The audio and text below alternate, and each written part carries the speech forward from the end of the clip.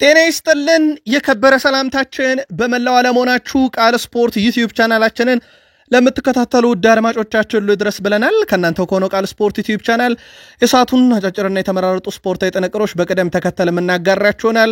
እስከ ፕሮግራማችን ፍጻሜ ቆዩ። ላይክ፣ ሰብስክራይብ፣ ሼር ማድረግ ዛሬም እንዳይረሳ ብለናል። በሐሳብ መስጫ ሳጥናችን ላይ የት ነበራችሁ? በየስቴዲየሞቹ ዛሬም ሲደረጉ የነበሩ ጨዋታዎች ነበሩ። በተለይም ኢትሃድ ላይ ማንቸስተር ሲቲ ከበርንማውዝ የዛሬ ትልቁ ጨዋታ ነበረ። ሃላንድ ሌላ ድንቅ ምሽት ያሳለፈበት፣ ግን በየስቴዲየሞቹ ባርሴሎናም ጨዋታ ነበረው። እንዳጠቃላይ እናንተ የተመለከታችሁትን ጨዋታ መልከታ አድርሱን። እኛ በመረጃ ሰዓታችን የተወሰኑ ሀገራዊ ጉዳዮችን አስቀድመን እናነሳለን። ከዛ በአውሮፓ ዙሪያ ሲደረጉ የነበሩ የሊግ መርሃ ግብሮችን እናነሳለን። በሳምንቱ አጋማሽ አውሮፓ ሻምፒዮንስ ሊግ ጨዋታ ይደረጋል። ታዲያ ሊቨርፑልና የሪያል ማድሪድ ጨዋታ እየተጠበቀ ነው። የማድሪድ ሰዎች የሚሉን ነገር አለ በዚህ ጉዳይ ላይ። ስለ ላሚን ያማል ብዙ ጥያቄ መጣልን፣ ምላሽ አካተን ይዘን መተናል። በአውሮፓ ዙሪያ ከዋክብቶችን ስናነሳ ሜሲና ሮናልዶ በዚህ የመረጃ ሰዓታችን ለእናንተ ውድ አድማጮቻችን መረጃ ይዘንባቸው ከመጣን ውስጥ ነው። ዛሬ በእንግሊዝ ምድር አንድ ለየት ያለ ነገር ተፈጥሯል። በአንድ ጨዋታ ላይ የትኛው ጨዋታ ምንድን የተፈጠረው የሚለውን ጠብቁን። ለየት ያለ መረጃ ነው። ከዛ ውጪ ሲጠበቅ የነበረው ሹምሽር ውስጥ እንግዲህ ስንብቱን ሰምተናል። ማን ይሾማል በሚለው ቀጣይ የሚጠበቁ አሰልጣኞች አሉ በፕሪሚየር ሊግ። ዛሬ ሲደረጉ የነበሩ ጨዋታዎችን እናነሳለን። በተለይም ዌስትሃም ዩናይትዶች ከ248 ቀን በኋላ ድል ያደረጉበትን ጨዋታ እናነሳለን። በማንቸስተር ሲቲ በኩል ሲቲ ተሸነፈም አሸነፈም፣ ግን ጎል ካስቆጠረ የሃላንድን ስም አናጣውም። ዛሬም ተረኛ ነበረ። ሃላንድ በግቦች የደመቀበት ምሽት ነበረ። ለመሆኑ በጨዋታው ላይ እነ አብዱልካድር ከሳኖፍ እነ ፊል ፎደን እና በርንማውዝ ከሲቲ የመጨረሻው ኢትሃድን ጨዋታ ወደኋላ መለስ ብለንም ለማንሳት ግድ ብሎናል። ሲቲያን ግን ስለ ቡድናችሁ ጠቅላላ ያለውን ሐሳብ መልከታ አጋሩን። እዚህ ቡድን ላይ ይላል ጄሚ ሬድናፕ ቼልሲ ላይ እንደማለቱ ነው ኮል ፓልመር ሲጨመር እያለ ነው። የቼልሲውን አምበል ሪስ ጄምስን እናነሳለን። ማርክ ኮኮሪያ አነጋጋሪው ተጫዋችን በተመለከተ ተጨማሪ ጥንቅር ይዘናል። ቼልሲያን ተቆዩናላችሁ። በሊቨርፑል በኩል ያው የማድሪድ ጨዋታ ነው አሁን በትልቁ ዜና ሆኖ ያለው ሊቨርፑል ቤት።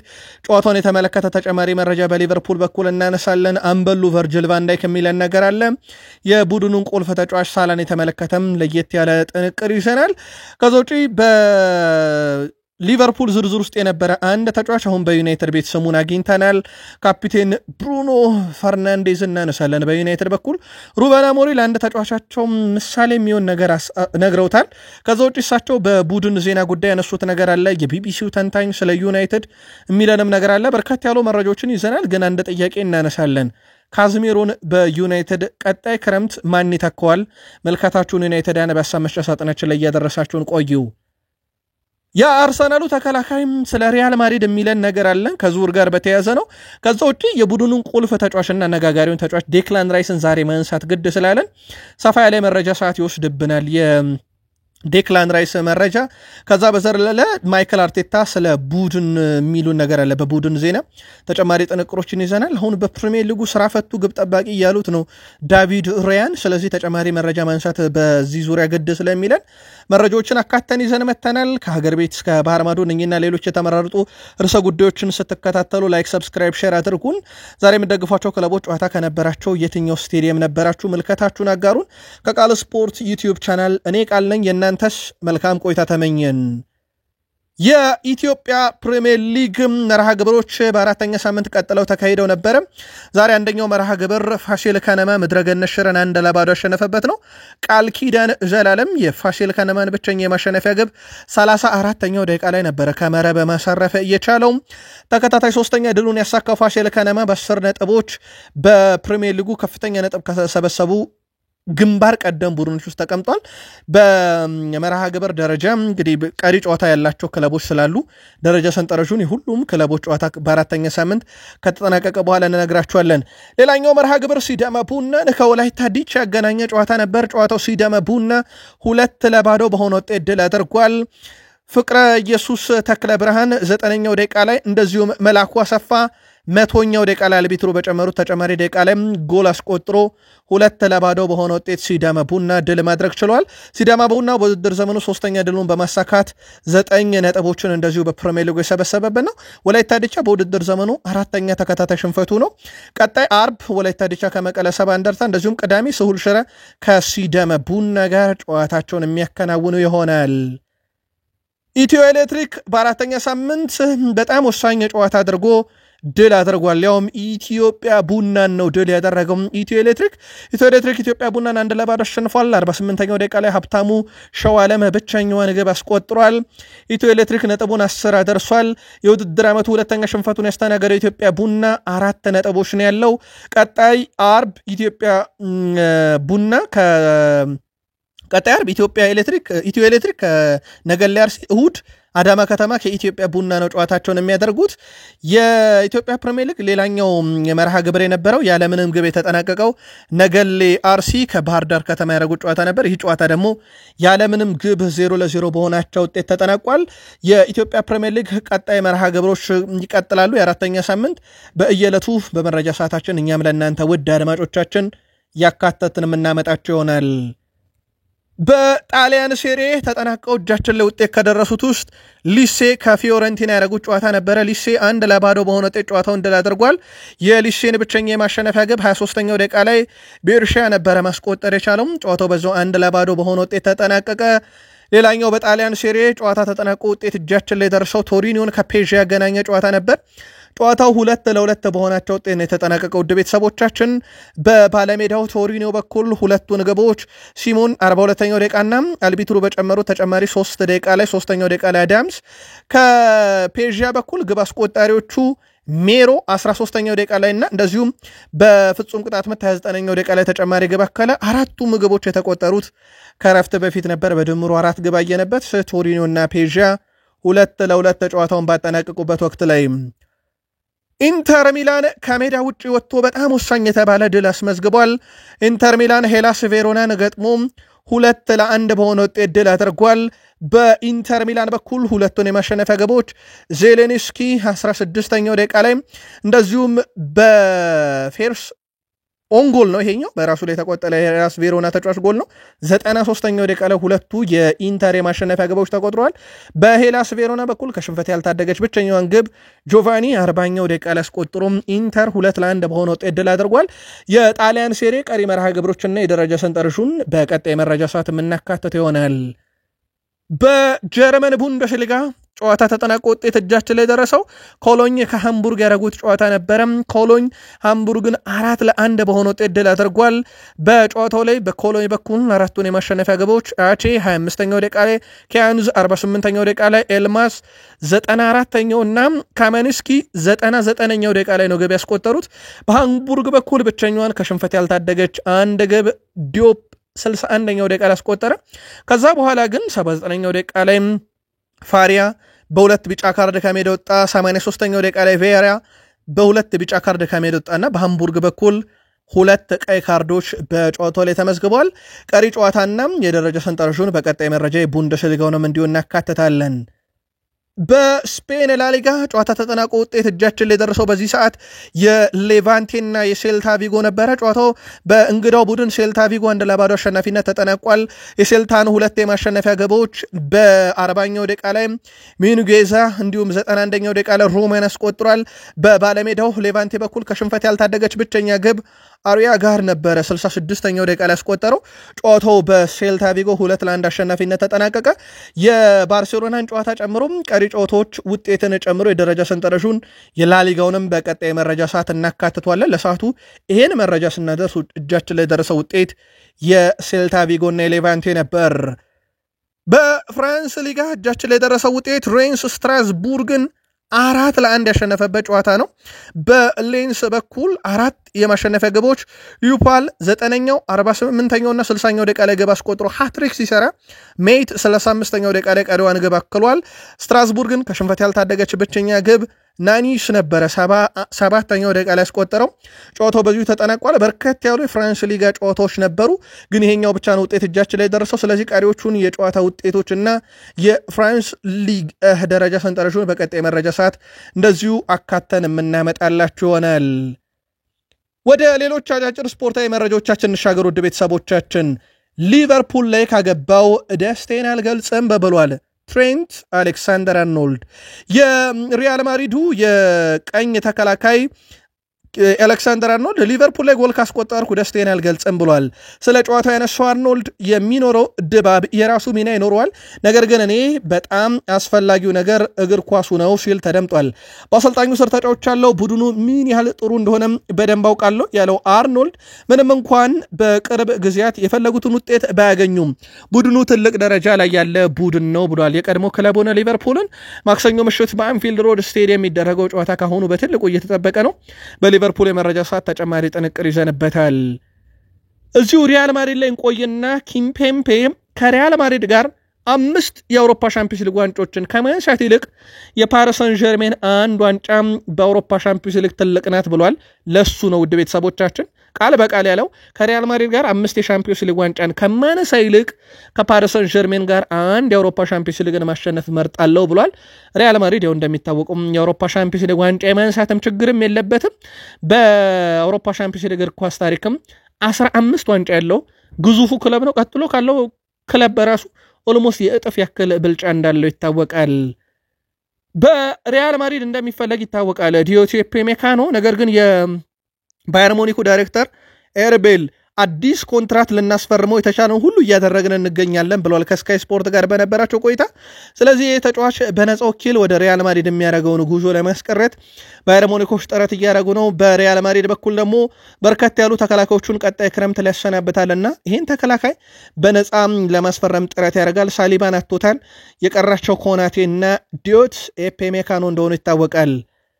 ጥያቄ መጥቶልን ነበር። በእርግጠኛ በስፋት አንስተነዋል የላሚን ያማልን ጉዳይ። ላሚን ያማል ያው ከፍቅረኛው ጋር ተለያይቷል። ያ ቆሎ የሚያጓረሰ ሚዲያውን ያመሰ ፍቅራቸው አሁን ተጠናቋል እና ኒኮሌ ትባላለች የቀድሞ እጮኛው። ምንም አይነት መወስለት እኔ ላይ አላካሄደም፣ ያንን ቢያደርግ ኖሮም በአደባባይ ይናገር ነበር ብላለች። ግን አሁን የሁለቱ ግንኙነት ሙሉ ለሙሉ ተቋርጧል። ምናልባት ወደ እግር ኳስ ህይወቱ ጥንቅቅ ብሎ ይመለስ ይሆን ወይ? በቀጣይ እንመለከተዋለን። በክረምት ካየናቸው ዝውውሮች ውስጥ የሉዊስ ዲያዝ ዝውውር ትልቁ ዝውውር ነው። ትልቅ የሆነው በገንዘቡ ብቻ አይደለም፣ በባየር ሙኒክ ቤት ያለው ቁጥራዊ መረጃ ያሳያል። ሉዊስ ዲያዝ 9 የግብ አስተዋጽኦ በ9 ቡንደስሊጋ ጨዋታ ለባየር ሙኒክ በዚህ ሲዝን በጣም አስደናቂ ፈራሚ ሆኗል። በክረምት ካየናቸው ትልቅ ዝውውሮች ውስጥ አንደኛው ብሎታል ቲኤንቲ ስፖርት። በክረምት ምናልባትም ሌላ በጣም አነጋጋሪ የነበረው የአንሱ ፋቲ ወደ ሞናኮ ማምራት ነበረ። በመጀመሪያዎቹ 5 ጨዋታ 6 ጎሎችን አስቆጥሮ አስገርሞን ነበር። በኋላም ላይ ግን የመጨረሻዎቹ 5 ጨዋታ ላይ ደግሞ ምንም አይነት ግብ ማስቆጠር አልቻለም። የሁለት ምዕራፎቹ በጣም የተለያዩ ናቸው። የመጀመሪያው 5 ጨዋታ በግብ የተንበሸበሸበት፣ አሁን የመጨረሻዎቹ 5 ጨዋታ ደግሞ ከግብ የራቀበት ነበረ። ሌላኛው ቁጥራዊ መረጃዎችን ካነሳን የምናገኘው ሊዮኔል አንድሬስ ሜሲን ነው። ሊዮኔል ሜሲ 900 ጎሎች ለመድረስ 400 አሲስት ለመድረስ አንድ ተጨማሪ አሲስት ደርሶታል። በነገራችን ላይ በእግር ኳስ በርካታ ግብ አስቆጣሪው ሮናልዶ ነው። በርካታ አሲስት ያለው ሜሲ ነው። በርካታ የግብ አስተዋጽኦም ያለው ደግሞ በታሪክ ሊዮኔል አንድሬስ ሜሲ ነው። ፋሂድ አልአንሷሪ አልፋይ የስፖርቲንግ ዳይሬክተር ነው። በነገራችን ላይ አልናስር በተሰጣቸው ፍጹም ቅጣት ምት ላይ አይደለም ሌላ ግለሰብ የፊፋው ፕሬዚዳንት ዣን ኢንፋንቲኖ መጥተው ቢያስረዱኝ እንኳን ተቀባይነት የለውም፣ ሊያሳመነኝ አይችልም ብለዋል። የአልፋይ ስፖርቲንግ ዳይሬክተር አልናስር ጨዋታውን ሲያሸንፍ 105ኛው ደቂቃ አካባቢ የክርስቲያኖ ሮናልዶ የፍጹም ቅጣት ምት ግብ እንደነበረች ይታወቃል። የአልናስሩ አሰልጣኝ ጆርጌ ሄሱስ ስለ ክርስቲያኖ ሮናልዶ በሳውዲ ፕሮ ሊግ ጨዋታ ረፍት እንደማይሰጡ ታሳውቋል። ያለን አማራጭ የተገደቡ ናቸው። ሮናልዶ ካልተጫወተ በተመሳሳይ ደረጃ ላይ ተተኪ የለንም። አዎ በርካታ ተጫዋቾች በዝርዝር ውስጥ አሉ፣ ግን በሮናልዶ ደረጃ የሚጫወትልን የለም። ስለዚህ በዛ በሳውዲ ፕሮ ሊግ ጨዋታ ላይ እሱን አናሳርፈውም ብለዋል። በኤዥያ ሻምፒዮንስ ሊግ ግን በተለይም ከሜዳ ውጭ የሚደረጉ ጨዋታ ላይ ያረፈ እንደሆነ ይታወቃል። ቃል ስፖርት ዩቲዩብ ቻናላችን ላይ ትገኛላችሁ። ከሀገር ቤት እስከ ባህር ማዶ ተመራረጡ የወቅቱን መረጃ እየተከታተላችሁ ነው። ተወዳጁ የእንግሊዝ ፕሪሚየር ሊግና እንግሊዝ ሊግ ውስጥ ያሉ ሌሎች ክለቦችን የተመለከቱ ወቅታዊ ጥንቅሮችን እናደርሳችሁ። እስከ ፕሮግራማችን ፍጻሜ ቆዩ። ላይክ፣ ሰብስክራይብ፣ ሼር አድርጉን። ሐሳብ አስተያየታችሁን ግን ማጋራት እንዳይረሳ። ዛሬ በእንግሊዝ ምድር አንድ ኤፍኤ ካፕ ጨዋታ ነበረ። ጨዋታው የተደረገው በሬዲንግ እና በካርሺሌስ መካከል ነበረ። ጨዋታውን ካርሺሌስ 3-2 በሆነ ውጤት አሸንፈዋል። ታዲያ ለየት ያለ ነገር ነው የተፈጸመው። ውድ ቤተሰቦቻችን ሬዲንጎች ጨዋታውን 2-0 ይመሩ ነበረ። ከዛ ጨዋታው ሊጠናቀቅ አልቢትሩ ተጨማሪ ደቂቃ ጨመሩ። በነገራችን ላይ አልቢትሩ በጨመሩት ደቂቃ ውስጥ ታዲያ በጨማሪው ደቂቃ አንድ ተጫዋች ሃትሪክ ሰርቷል። በካርል ሴል በኩል ሃትሪክ ሰርቶ ሬዲንግ 2-0 ይመራ የነበረውን ጨዋታ ወደ 3-2 ገልብጦ አሸንፈዋል። ሬገን ሌኒ ይባላል። 93ኛው ደቂቃ 94ኛውና 98ኛው ደቂቃ ላይ ግብ አስቆጥሮ ነው በነገራችን ላይ ጨዋታውን 3-2 በሆነ ውጤት ድል ያደረጉትና እጅግ በጣም አስገራሚ ጨዋታ ነው። በጭማሪ ደቂቃ ሃትሪክ የሰራ ተጫዋች በእንግሊዝ ምድር ተመለከትን።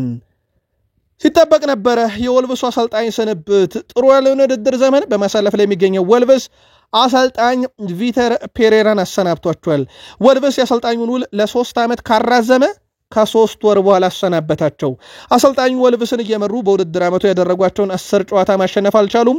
ወልቭስ በሊጉ በ2 ነጥብ ግርጌውን ይዞ ይገኛል። የአምናው ሳውዛምፕተን ሆኗል የዘንድሮ ወልቭስ። እናም አሰልጣኙ ተሰናበቱ። ማን ይተካቸዋል በሚለው በርካታ ዝርዝሮችን እየሰማን ነው። አንሄ ፖስቴኮግሉ፣ ኤሪክ ቴናግ እንደዚሁም ጋሪ ኦኔል በወልቭስ ውስጥ ከተያዙ አማራጮች ውስጥ ናቸው። ባለፈው ታህሳስ ወር ላይ ነበር ከወልቭስ ኃላፊነት የተነሳው ጋሪ ኦኔል። ይሁን እንጂ ባለቤቶቹ ዘንድ ከፍተኛ ክብሮት ያለው ሰውንና ዳግም በእጩ ውስጥ አለ እየተባለ ነው። ስለዚህ ጋሪ ኦኔል፣ አንሄ ፖስቴኮግሉ፣ ኤሪክ ቴንሃግ በዝርዝር ውስጥ የተያዙ አሰልጣኞች ናቸው። ቶማስ ፍራንክ ቡድናቸው በቼልሲ ከደረሰበት ሽንፈት በኋላ በጣም ካዘኑበት ነገር እሳቸው እኔ በአንድ ጨዋታ ላይ እድሎችን በመፍጠር ረገድ በጣም ደካማ አፈጻጸም ያሳየ ቡድን አሰልጣኝ ሆኜ አላውቅም፣ ይህ ለመጀመሪያ ጊዜ ነው ብሏል። በእርግጥ ልክ ናቸው። ቶትንሃም ሆትስፐርስ ግብ ሊሆን የሚችል ነገር በጨዋታው ላይ አለማስመዝገቡ ብቻ ሳይሆን ጥራት ያለው ሙከራ እንኳን ለግብ የቀረበ አላደረገም። ያ በብዙዎች ዘንድ መነጋገሪያ ነበር። በፕሪሚየር ሊጉም በዚህ ውድድር ዓመት በተደረጉ ጨዋታዎች ሁሉ ዝቅተኛውን ያስመዘገበ ነበር። እሳቸው እንደዚህ አይነት ያፈጻጸም ብቃት ያለው ደካማ ቡድን አሰልጠኛ አላውቅም ብለዋል። እናስ በቀጣይ ከዚሁ ከቶትናም ጋር ይቀጥላል ወይስ የሚለው ደግሞ በቀጣይ ይጠበቃል። በፕሪሚየር ሊግ ካየናቸው ጨዋታዎች ውስጥ ዌስትሃም ዩናይትድ ከኒካስል ዩናይትድ እሁድ 11 ሰዓት ሲል በኢትዮጵያን ሰዓት አቆጣጠር የጀመረ ጨዋታ ነበረ። ጨዋታው በዌስትሃም ዩናይትድ በባለሜዳው 3-1 አሸናፊነት ተጠናቋል። ግን መርፊ ገና 4ኛው ደቂቃ ላይ ለኒካስል በጣም አስደናቂ ግብ አስቆጥሮ ይመሩ ነበር። በኋላም ላይ ዌስትሃም ዩናይትድ ፓኩዌታ ከረጅም ርቀት ምናልባት ኒክ ፖፕ ብቻ ሊያስረዳው የሚችል እንዴት እንደተቆጠረበት ከረጅም ርቀት ግብ አስቆጠረበት። 35ኛው ደቂቃ ላይ ቦትማን ከምንም ነው ራሱ ላይ ያስቆጠረው። በፍጹም አደጋ ማትፈጥር ኳስ ራሱ ላይ ያስቆጠረ። እቺ ኳስ የመጣችው ከቀድሞ ዩናይትድ ተጫዋች አሩዋን ቢሳካ ነበር። በስተመጨረሻም 97ኛው ደቂቃ ላይ ሳውሴክ ግብ አስቆጥሮ ጨዋታው በዌስትሃም ዩናይትድ 3-1 አሸናፊነት መጠናቀቅ ችሏል። ዌስትሃም ዩናይትድ በውድድር ዘመኑ 2ኛ ድላቸው፣ ኒካስል ዩናይትድ በውድድር ዘመኑ 4ኛ ሽንፈታቸው ሆኗል። ሉካስ ፓኬታም ከሳጥን ውጪ 5ኛውን ግብን ያስቆጠረው በጨዋታው ላይ። በነገራችን ላይ ሉካስ ፓኩዌታ ነው የጨዋታው ኮከብ ተብሎ የተመረጠው። ግቧ በረጅም ርቀት ተመታ የተቆጠረችም ግብ ነበረች። ዌስትሃም ዩናይትድ ከ248 ቀን በኋላ በሜዳውና በደጋፊ ፊት ጨዋታን ድል አድርጓል። ውድ ቤተሰቦቻችን ለመሆኑ ለመጨረሻ ጊዜ ዌስትሃም መቼ ነው ያሸነፈው እዚህ ሜዳ ላይ ካላችሁን ከ248 ቀን ወደኋላ መለስ ብለን ፌብሩዋሪ 27 በሌስተር ሲቲ ላይ ያገኙት ድል ነበረ። አሁን ኖቬምበር 2 ላይ ድል አግኝቷልና ከ248 ቀን በኋላ የተገኘች ድል ሆናለች በሜዳና በደጋፊ ፊት። ኒካስል ዩናይትድ አሁንም ቢሆን 8ኛ የፕሪሚየር ሊግ ጨዋታ ላይ ደርሷል ያለ ድል ከሜዳ ውጪ በሚያረጋቸው ጨዋታዎች ማለት ነው። ስለዚህ ከሜዳ ውጪ ለኒካስል ዩናይትድ ድል ማምጣት 8ኛ ጨዋታ ደርሷል። በጣም አስቸጋሪ ጊዜን እያሳለፈ ይገኛል። ዌስትሃምም በጨዋታው ላይ ኒካስልም በጨዋታው ላይ ዌስትሃም ዩናይትድ 3-1 አሸነፈ። የግብ ማስቆጠር ንጻሬ ዌስትሃም 1.67 ኒካስል 0.52 ሙከራ ዌስትሃም 15 ኒካስል 12 ኢላማውን የጠበቀ ዌስትሃም 9 ኒካስል 4 በኳስ ቁጥጥር ኒካስል 62 በመቶ ዌስትሃም 38 በመቶ እንዳጠቃላይ በማሸነፊያ ንጻሬ ግን ዌስትሃም የሚገባውን ድል አግኝቷል ማለት ይቻላል። አብዱል ካድር ኮሳኖቭ በሲቲና በበርንማውዝ ጨዋታ ላይ እንዳይገኝ ያደርገዋል ፔፕ ጋርዲዮላ። ምንም ጉዳት አላስተናገደም፣ ከጨዋታ ውጭ ሆነው በፊትነስ ችግር ወይም ብቁ ስላልሆነ ነው ብለዋል አሰልጣኙ። ከዛ ውጪ ፊል ፎደን በፕሪሚየር ሊግ 200ኛ ጨዋታውን አድርጓል። በማን ሲቲ ታሪክ ወይም በማንቸስተር ሲቲ ታሪክ በእድሜ ትንሹ 200 ጨዋታ ላይ የደረሰ ተጫዋች ሆኗል። ምናልባት የአምናውና የዘንድሮ በተወሰነ መንገድ ጥያቄ የሚያስነሳበት ተጫዋች ሆነ እንጂ ፊል ፎደን የሲቲ በጣም ቁልፍ ተጫዋች እንደነበረ እናስታውሳለን። ግን ወደኋላ እንመልሳችሁ የመጨረሻው የኢታድ ጨዋታ በርንማውዝ ከኢታድ ሲገናኙ ከምሽቱ ጨዋታ በፊት በነበረ የመጨረሻው የኢታድ ጨዋታ የኬቨን ደብሮይና ስንብት ነበረ። ያ ጨዋታ ላይ እንግዲህ የመጨረሻ ጨዋታውን ነበር ያደረገው። ከዛ በኋላ ግን ውድ ቤተሰቦቻችን ሃላንድ ያለ ኬቨን ደብሮይና እንዴት ይሆንለታል የሚል ነበረ። ዛሬም ግን ግብ ሲያስቆጥር ነበር። ሃላንድ በጨዋታው ላይ በጣም አደገኛው ተጫዋች እንደሆነ ተመልክተናል። ግን ለሲቲ ደጋፊዎች በዚሁን አንድ ጥያቄ እናንሳ። እውነት ፕሪሚየር ሊጉ ላይ ያለ ሃላንድ የማይተነፍስ ሲቲ ሆኗል? በማለዳው መረጃችን ተጨማሪ ጥንቅር እናነሳለን። ውጤቱን ግን ጻፉልን። ጄሚ ሬድናፕ አንዴ በቼልሲ ቡድን ውስጥ በተለይም ፓልመር ተመልሶ ከመጣ እጅግ በጣም አስደናቂ ይሆናል ብለዋል። አስቡት፣ የአሁኑ ቡድን ምርጥ ነው። እዚህ ምርጥ ቡድን ላይ ደግሞ ፓልመር ሲጨመርበት ቼልሲ በጣም አስደናቂ ይሆናል እያሉ ነው ሬድናፕ የቀድሞ አሰልጣኝ። ከዛ ውጪ ሪስ ጄምስ በቼልሲ በኩል ያለፉትን 4 ጨዋታ 90 ደቂቃ ተጫውቷል። በጣም አስደናቂ የሚባል ነው። በነገራችን ላይ በተጫዋቹ በኩል አንድም ይሄ ማሬስካ ሊደነቁ የሚገባው ነገር በጉዳት በጣም የሚያጡትን ወሳኙን ተጫዋቻቸውን ጉዳቱን ማኔጅ ያደረጉበት መንገድ አሁን 4 ተከታታይ ጨዋታ በተጫወተበት 90 ደቂቃ እንዲጫወት አስችሎታል። ተጫዋቹ አሁን የጉዳትም የፊትነስም ችግር የለበትም። በጨዋታ ሙሉ 90 ደቂቃ እየተገኘ ነው። በዚህ ሳምንት እንኳን እሳቸው በ6 ቁጥር አጫውተውታል። በኋላም ላይ ቀይረው ወደ ሜዳ ክፍል ሮሚዮ ላቪያን ሲያስገቡ ወደ ተፈጥሯዊ ቦታ እንደመለሱት ይታወቃል። በኩዱስና በማርክ ኩኮሪያ መካከል የነበረው ፊልሚያ ያው በኩኮሪያ አሸናፊነት ተጠናቋል ማለት ይቻላል። ምንም አይነት አደጋ አልፈጠረበትም ነበር ኩዱስ። ግን ኩኮሪያን ብዙ አልተነገረለትም። ምናልባት ያቆመ ኩዱስ ስለሆነ ቼልሲያን በጨዋታው ዙሪያ ከተመለከታችሁ የእናንተ ተናገሩን። ከዛ ውጭ ግን ብዙ የተዘመረለት የሊጉ ቁጥር 1 አማካይ የተባለ የሚገኘው ሞይሰስ ካይሴዶ በቼልሲ በኩል ያለፉትን ወደ 30 የሚጠጉ ጨዋታዎች ወደ ቤተሰቦቻችን ከ7 በታች ሬቲንግ የለውም። እሱ ብቻ አይደለም፣ አብዛኛውን ሬቲንግ ያገኘው 8 እና ከዛ በላይ ነው። ባለፉት 30 ጨዋታ ላይ እንደዚህ አይነት በጣም አስደናቂ ቁጥር የነበረው ተጫዋች ነው። የወጥነቱ ነገር በጣም አስገራሚ ሆኗል። ከዛ ውጭ ግን በቼልሲ አንድ መረጃ ላይ መጨመር ያክል ቼልሲ ቀጣይ ሳምንት ጨዋታውን ኖቬምበር 8 ከወልቭስ ጋር ነው የሚያደርገው። ወልቭስ ደግሞ በአዲስ አሰልጣኝ ስር ይመጣል። ምናልባት ለቼልሲ ወልቭስ እንደ ቡድን ደካማ ቢሆንም ጥሩ ተነሳሽነትን ግን ይዞ ሊመጣ ይችላል ተብሎ ይጠበቃል። አዲስ አሰልጣኝ ይዞ ስለሚመጣ ሊቨርፑል ከሪያል ማድሪድ ጋር የሚያደርጉት የሻምፒዮንስ ሊግ ጨዋታ ሮማናዊ ዳኛ ስቴቨን ኮቫክስ በመሃል ሜዳ ዳኝነት እንደሚመሩት ይፋ ሆኗል። ሊቨርፑል ከዚህ በፊት በዋና ዳኛው እየተመራ ያደረጋቸውን 2 ጨዋታዎች ተሸንፏል። ዋና ዳኛው በ2022-23 የውድድር ዘመን ሪያል ማድሪድ ሊቨርፑልን በአንፊልድ 5-2 በሆነ ውጤት ሲያሸንፍ ጨዋታ የመሩ ነበሩ። ሪያል ማድሪድ በዳኛው እየተመሩ 4 ጨዋታ ያደረጉ ሲሆን 3ቱን አሸንፈው በአንድ ብቻ ነው የተሸነፈው። ሎስ ብላንኮች በዳኛው እየተመሩ ባደረጓቸው ጨዋታ በአማካይ በጨዋታ 4 ጎል ሁላ ያስቆጥራሉ። ጨዋታው ደግሞ ማክሰኞ ምሽት 5 ሰዓት በአንፊልድ ሮድ ስቴዲየም ነው የሚደረገው። ስለዚህ ለሊቨርፑል ገደቢስ ያልሆኑ ወይም እድለቢስ ያደረጉት ሊቨርፑልን ዳኛ የማክሰኞውን ጨዋታ ይመራሉ። ለሪያል ማድሪድስ ገድ ናቸው። ጨዋታውም ማክሰኞ ምሽት 5 ሰዓት በአንፊልድ ይደረጋል።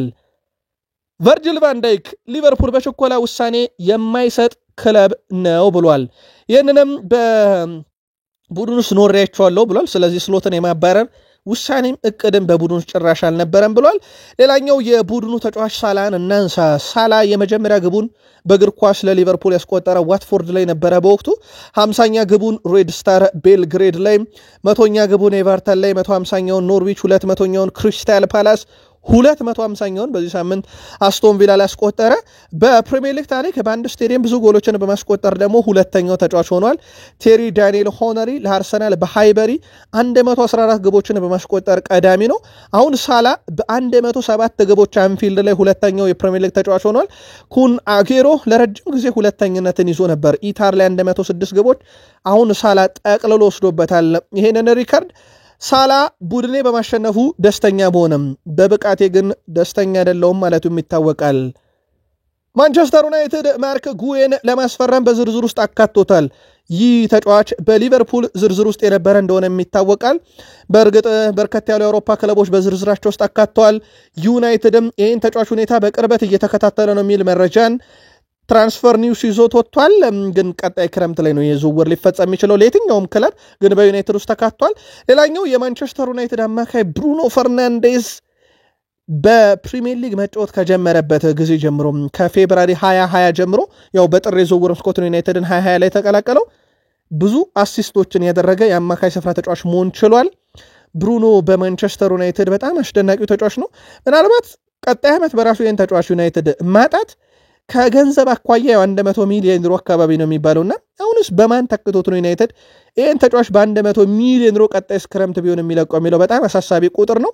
የብሩኖ ፈርናንዴዝ ሚና ግን በጣም አስገራሚ ነው። በፕሪሚየር ሊጉ የሱን ያክል አሲስት ያደረገ አንድም አማካይ የለም እሱ ለዩናይትድ መጫወት ከጀመረ ጊዜ ጀምሮ። ሩበን አሞሪም ለፓትሪክ ዶርጉ አንድ ተጫዋችን አጥብቆ እንዲመለከት አዘዋል። እሱም የቀድሞ ስፖርቲንግ ሊዝበን አሁን ደግሞ የፓሪስ ሰን ዠርሜኑ የግራ መስመር ተጫዋች ሜንዴሽን ነው። አሞሪም ተጫዋቹን ለመርዳትና አቅሙን ከፍተኛ ደረጃ ለማድረስ ያስችላሉ ያሉ ስልጠናዎችን እየሰጡ ነው ተብሏል። የኮቺንግ ስታፎችም በኑኖ ሜንዴሽ መሰረት ተጫዋቹን እንዲያሰለጥኑትና እዛ ብቃት ላይ እንዲደርስ ይረዱታል ተብሏል። በጣም አስደናቂ ተጫዋች ነው ፓትሪክ ዶርጉ። ግን አንዳንድ የጥራት ችግሮች አሁንም እየተነሱበት ይገኛሉ። በተለይም ሶስተኛ የሜዳ ክፍል ላይ ከገባ በኋላ ውሳኔ ችግር እና የመጨረሻ ኳስ ታክሎቹ ላይ ጥያቄ እየተነሳበት ነው። በእርግጥ ሉክ ሾም በዛ ቦታ ላይ አለ። አሁን በተለይም ሌስ አንድሮ ማርቲኔዝ ወደ ተፈጥሯዊ ቦታው ሲመለስ አማድ ዲያሎ ብዙ ችሎታ ያለውና ከዚህ የበለጠ ማድረግ የሚችል ተጫዋች ነው እያሉ ነው ሩበን አሞሪም። በቡድኔ ውስጥ ብዙ ተሰጥኦ ያላቸው ወጣት ተጫዋቾች አሉ፣ አማድ ከነርሱም በጣም ምርጡና በጣም የተረጋጋው ተጫዋች ነው ብለዋል። በእርግጥ በዚህ ሳምንትም ቡድኑን ወሳኝ አንድ ነጥብም ቢሆን በጨዋታ እንዲያስገኝላቸው ያደረገ ተጫዋች ነበረ። በሌላ በኩል የቢቢሲ ተንታኝ ሆኖ የሚያገለግለው የቀድሞ የማንቸስተር ሲቲ ተከላካይ ኑዱም ኡኑሃ ከማንቸስተር ዩናይትድ አንድ የሚመለከተው ነገር ቢኖር በራስ መተማመናቸውን ነው ብሏል። በፍጥነት ወደ 2-1 ተቀልብሶ እንኳን በጭራሽ አልተረበሹም። ይልቁንስ ጨዋታውን ማሸነፍ እንችላለን የሚል እምነት ነበራቸው። ይህም ከጥቂት ሳምንታት በፊት ልናያቸው ከማንችላቸው ነገሮች መካከል አንዱ ነበር። ዩናይትድ ቤት ብዙ መሻሻል ካየውበት ነገር አንዱ በራስ መተማመን ነው ብሏል። ያው 2-1 ሲመራ የነበረው ማንቸስተር ዩናይትድ በአማድ ዲያሎ ግብ አቻ ሆኖ እንደወጣ ይታወቃል። በያዝነው መንገድ መቀጠል አለብን ብሏል ቤንያሚን ሼሽኮም። 3 ነጥቡን ፈልገን ነበር፣ ሆኖም አንዱን ብቻ አሳክተናል። እየተሻሻለን ለመቀጠል ዝግጁ ነን። ደጋፊዎች ለድጋፋችሁ እናመሰግናለን፣ ግን በያዝነው መንገድ መቀጠል አለብን ብሏል።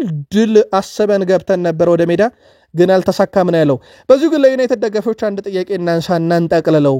ካዜሜሮ በዩናይትድ የመጨረሻ ዓመቱን እያሳለፈ ነው የሚሉ መረጃዎች ከአምና ጀምሮ እየወጡ ነበር፣ ግን ዘንድሮም ዓመቱን ጀምሯል። ምናልባት ዘንድሮ ቢጠናቀቅ የካዝሜሮ ህይወት በካዝሜሮ ቦታ ዩናይትድ ማንን ነው መተካት ያለበት? እንደ ኤድዋርዶ ካማቪንጋ፣ ኤሊዮት አንደርሰን፣ ካርሎስ ባሌባ፣ አዳም ዋርተን፣ እነ አንጄሎ ስቲለር በርካታ አማራጮች አሉት ዩናይትድ። ግን ዩናይትድ ማን ሊተካው ይችላል? ይህን ተጫዋች በዩናይትድ መልካታችሁን አጋሩን። ካርሎስ ካዝሜሮ ማንቸስተር ዩናይትድን ከተቀላቀለ ጊዜ ጀምሮም ያስመዘገበውን ቁጥር ብናይ 20 ግቦች 13 አሲስቶች አሉት። ያው የ6 ቁጥር የተከላካይ አማካይ ነው፣ ወይም ይሄ ጥልቅ አማካይ ተጫዋች ነው። ከዛ እየተነሳ በተለይም የቆመ ኳስ ላይ በዩናይትድ በኩል ግብ አስቆጣሪ እንደሆነ ይታወቃል። የሪያል ማድሪድ ፍላጎት እርግጥ ነው እንደዚህ ያለ ክለብ አንተን ሲፈልግም በጣም አጓጊ ነው እያለ ነው ዊሊያም ሳሊባ። ነገር ግን ስለሌላ ክለብ ከማሰቤ በፊት መጀመሪያ አርሰናል ቤት ዋንጫ ማሸነፍ ስላለብኝ የቀረውት ብሏል። ግን ለእኔ ትልቅ ክብር ነበር ብሏል በዛ ክለብ መፈለጊ። አሁን አርሰናል ቤት በጣም ወሳኙ ተጫዋች ሆኖ ቀጥሏል። ሌላ አርሰናል ቤት ወሳኝ ሰው እናንሳ። ዴክላን ራይስ ብዙ ንክኪ ያደርጋል በጨዋታ ላይ ብዙ ጊዜ ይሄ አንድ ላንግቶችን ያሸንፋል። ከምንም በላይ ግን አሁን ከቅርብ ጊዜ ወዲህ ክሮሶቹ መነጋገሪያ ሆነዋል። ዴክላን ራይስ በርንሌ ብቻ ብዙ ንክኪ 94፣ ብዙ የአንድ ላንግነት ያሸነፈ 9፣ ብዙ ኳስ መልሶ ያገኘ 9፣ ብዙ ኳሶችን ያቋረጠ 3፣ የኳስ ቅብብሎቹ 63ቱ ስኬታማ ነበሩ። የአሽሊ ዊሊያምስን ሐሳብን ብናይ በዚህ ሰዓት ላይ ዴክላን ራይስ የተሟላ አማካይ ነው ብሎ መናገር ማጋነን አይደለም። እሱ የተሟላ አማካይ ነው እና ለአርሰናል በጣም አስፈላጊና ወሳኙ ተጫዋች ነው ሲል አሞካሽቶታል። ዴክላን ራይስ በዚህኛው የፕሪሚየር ሊግ የውድድር ዘመን ትልቁ ሬቲንግ ያለው የመሃል ሜዳ ተጫዋች ነው። በአማካኝ ወደ 7.38 ሬቲንግ ያገኛል። ከዚህ ጋር በተያያዘ ጄሚ ካራገር ዴክላን ራይስ ከካይሴዶ ይበልጣል በማለቴ የቼልሲ ደጋፊዎች አስቆጥቻለሁ፣ ግን ይህንን ስናገር ለመጀመሪያ ጊዜ አይደለም ይላል። ነገር ግን በአሁኑ ሰዓት በዓለም ላይ እግር ኳስ ውስጥ ካሉ ምርጥ የመሃል ሜዳ ተጫዋቾች ሁለቱን እየተመለከትን ነው። በዛ ላይ ምንም ጥርጥር የለውም። በእኔ እይታ ከራይስ ጀርባ ካይሴዶ በመሆኑ ምንም የሚያሳፈር ነገር የለውም። ሁለቱም በጣም ድንቅ ናቸው፣ ግን ራይስ ለእኔ ቀዳሚው ነው ብሏል። ይሄ የጄሚ ካራገር የቀድሞ የሊቨርፑል ሰው ፍላጎትና መሻት ብቻ ሳይሆን የሱ መልከታ ነው። የኔ መልከታ ዴክላን ራይስ ከካይሴዶ ይሻላል። ያ ማለት ግን ካይሴዶ ምርጥ ተጫዋች ማለት አይደለም፣ ቼልሲዎች ሊከፋቸው አይገባም ብሏል። ያው ጄሚ ካራገር ብዙ ጊዜ ሐሳብ ሲሰጥ እንደውም ብዙ ክለቦች የሱን ሐሳብ ባታቀርበው ይሉን ነበር። የአርሰናልንም የሊቨርፑልንም የሁሉንም ክለቦች በመተቸትና በመወረፍ እንደሚታወቅ ይታወቃል። ማይክል አርቴታ ዙቤሜንዲ የማውቀው ነገር ቢኖር በቡድን ውስጥ ወሳኝ ተጫዋች ስለመሆኑ ነው። ብቻ ተጫዋቹ በዚህ መንገድ እንዲቀጥል እፈልጋለሁ ብሏል። በወጥነት ብቃቱ ላይ ምንም ጥያቄ አላነሳበትም። ይሄ የወጥነት ችግር የለም። በተጫዋቹ በኩል አሁን ላይ ከጉዳት ጋር እየተያዘ ለሚነሳው ጥያቄ ደግሞ አሁን ላይ ምንም ማውቀው ነገር የለም። እንዲቀየር ስለፈለገ ተቀይሮታል። ስለዚህ የተጫዋቹን የጉዳት ሁኔታ መጠበቅ አለብን ብለዋል። ግን የከፋ አይመስለኝም ብለዋል። ከዛ ውጪ የዳቪድ ሪያ መነጋገሪያነትን እንመልከት። ይሄ በፕሪሚየር ሊጉ አንዳንድ ሚዲያዎች እንደውም በቀልድ መልክ ገንዘብ የሚከፈለው ግን ምንም ስራ የሌለው ሰው ዳቪድ ሪያ ነው እያሉ ነው። ምክንያቱም ግብ አይቆጠርበትም። አርሰናል በዚህ ዓመት በሁሉም ውድድሮች 13 ድል አንድ ሽንፈት ብቻ ነው ያለው። በፕሪሚየር ሊግ እንኳን በ10 ጨዋታ 8 አሸንፎ አንድ ተሸንፎ አንዳቸው ወጥቷል። 18 ጎል አስቆጥሮ 3 ተቆጥሮበታል። 25 ነጥብ አለው። ብዙ ግብ አይቆጠርበትም። እንግዲህ ልብ አድርጉ ቤተሰቦቻችን፣ በ10 ጨዋታ 3 ጎል ብቻ ነው አርሰናል የተቆጠረበት። ያ ማለት በአርሰናል በኩል ቢያንስ በ7 ጨዋታ በላይ ግብ አይቆጠርበትም እንደማለት ነው። ለዛም ዳቪድ ሪያን በፕሪሚየር ሊጉ ደሞዝ ያለው ግን ስራ ፈቱ እያሉት ይገኛሉ። ተጨማሪ መረጃ ለቀጣይ መረጃችን እንተዋቸው። እኛ እዚህ ጋር እናብቃ። ሰናይ ቀን